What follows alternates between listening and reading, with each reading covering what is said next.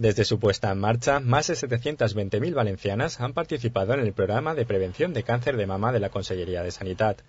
En su 20º aniversario, este programa dispone de un total de 29 unidades de prevención repartidas por la comunidad y tiene una tasa de adhesión del 94%.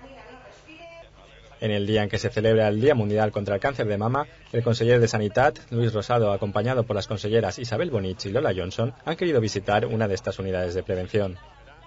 Rosado ha destacado que se trata de un programa perfectamente consolidado, que cubre el 100% de la población diana, es decir, a 650.000 mujeres de entre 45 y 69 años residentes en la comunidad, a quienes se les ofrece de forma gratuita la realización de mamografías bilaterales cada 2 años. Porque sabemos perfectamente que es un cáncer que una vez que se establece un diagnóstico precoz puede ser abordado y con unos resultados muy buenos de curación, y por esto debe de estimularse lo que llamamos la prevención a través de los screening que se realizan gracias, entre otras